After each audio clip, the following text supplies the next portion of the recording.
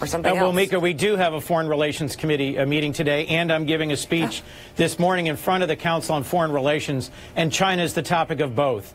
On the committee, we're hearing about 5G and the ways in which we are in a critical competitive race to deploy the next generation of information technology, and what that's going to mean if the United States is not in the lead, and the threat that Huawei, a very large Chinese telecom company, poses to our ability to securely communicate in this decade. And this morning I'll be talking about a recent trip that I led, a congressional delegation to China, Japan, South Korea, and Taiwan.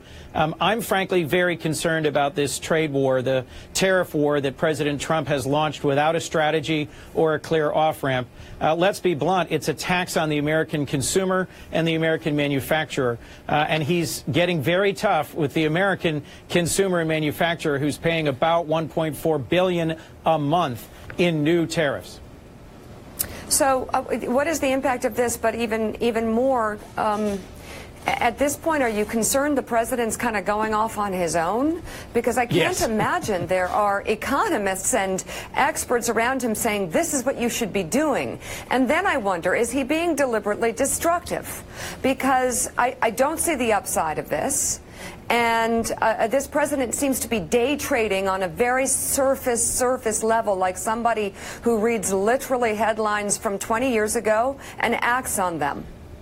Well, the one consistent position Donald Trump has had over decades is that he's always been a protectionist, someone who wanted to use tariffs to go after either our allies or our opponents who had trade imbalances with us.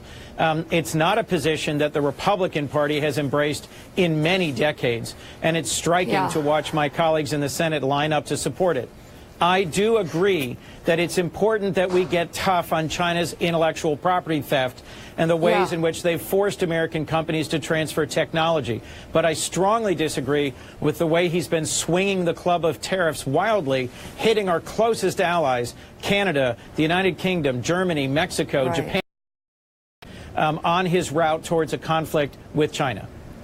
I'm just curious, is there any concern along this tariff, that's trade war and these issues with China, any concern that his personal interests or Ivanka's personal financial interests are intermingled with this in any way? I haven't heard that specifically, Mika. This is a president who has significant ongoing personal economic interests that, as you know, many of us have challenged with an emoluments clause suit that says, as president, you shouldn't be gaining benefit economically from foreign powers. But I haven't heard that raised as a challenge to his tariff policy. Senator, it's great that the Foreign Relations Committee is going to meet today. Everybody's looking forward to that, I bet. But let me ask you something. Front page, New York Times, above the fold, 120,000 troops proposed to send to the Middle East, the United States. We have a carrier task force in the Middle East. It's a very close and dangerous neighborhood over there. The authorization for use of military force was last enacted and amended, I think, in the year 2001. Where is the United States Senate? A great question. There was both an 01 and an 02 authorization for the use of military force, and we have worked and worked to try and find bipartisan ground on an updated authorization for the wars we are currently in. And we have a real problem in the Senate in that even on the Foreign Relations Committee, we've got some folks who don't want to give any authorization to President Trump and others who want an authorization with no restrictions. It is frankly unconscionable that the Senate has ceded so much of its power to determine when, where, and how we go to war. And I'm gravely concerned that I and most other Democrats, most importantly the ranking Democrat on the Foreign Relations Committee, have requested classified briefings. We can get up to speed on the president's strategy and what the intelligence is that would justify mobilizing for such a remarkable conflict in the Middle East, and we have not gotten that briefing yet. So, Senator, part of the plan to put 120,000 troops close to the Middle East, in the Middle East, obviously emanates from John Bolton, the National Security Advisor. But the Secretary of Defense is also involved, in charge of personnel from the Defense Department. He's relatively new to the position. He was acting Secretary of Defense. He's now going to be the Secretary of Defense. His track record at Boeing is left open to some question, given what's happened at Boeing. What's your level of confidence in the incoming or new Secretary of Defense? Well, I've only met Secretary Shanahan a couple of times. I have not had the chance to hear confirmation hearings with him yet. He certainly is an experienced industry insider, but he's not an experienced military leader. I had enormous confidence in Secretary Mattis, who I think was widely and well respected, not just in the Senate and in our armed forces, but globally. And let me remind you that Secretary Mattis abruptly resigned when President Trump abruptly announced a plan to withdraw all of our troops from Syria.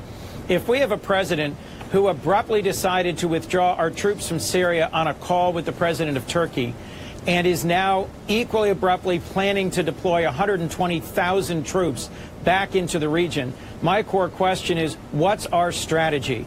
We don't have a Secretary of Defense who's a decorated four-star Marine Corps general with decades of military leadership experience, and we don't have a national security advisor with comparable significant national security leadership experience. The president did benefit from such a team in his first couple of years, and he did not launch any major new wars. I'm gravely concerned that we've got folks who are encouraging or tolerating his bumbling forward into a major deployment into the Middle East without a clear strategy.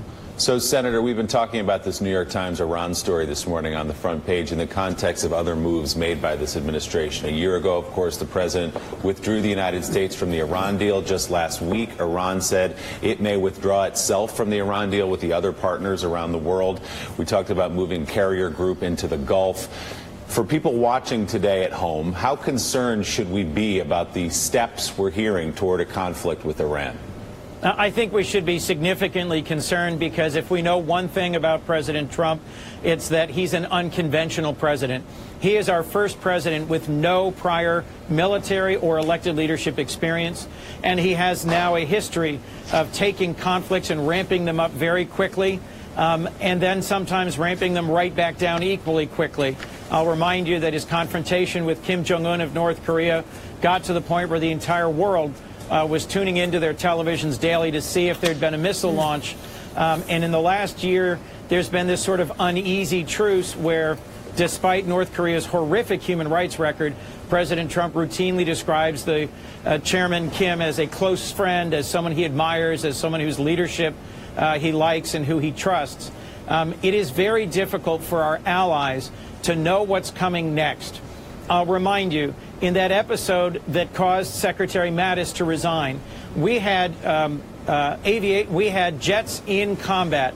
We had allies from Europe, the UK, for example, that had their military actively engaged in the anti-ISIS coalition, and they found out by tweet and by press report that our president had abruptly decided to withdraw from Syria. I'm grateful a bipartisan group persuaded him not to do that. But it is very concerning to me that he is steadily ramping up plans against Iran in the Middle East. We had a fairly stable diplomatic situation there, and it's become remarkably unstable again. Senator, this morning, the Democratic chairman of 5 powerful House committees are demanding that the Justice Department provide an answer for why it has decided to argue that the Affordable Care Act is unconstitutional. DOJ is siding against the ACA in a legal battle to invalidate the law, which provides health insurance and protections, obviously, for tens of millions of Americans. So Democrats question if the Justice Department overrode its own legal conclusions. The letter demands a response in 2 weeks, hinting that a subpoena will follow. So, Senator, beyond the fact that it just feels like a sledgehammer is being taken to our laws, our systems, and our safety nets, you're on the Judiciary Committee. What's going on here? What's your take on William Barr's moves here regarding Obamacare? Well, first, the most important part of Obamacare, as you well know, Mika, is the protection against pre-existing condition discrimination that extended to more than 150 million Americans, folks who get their health insurance through their employer. That was, I think, the most significant step forward to the Affordable Care Act. And it's really striking, if true, that the new Attorney General, Bill Barr, may have overridden in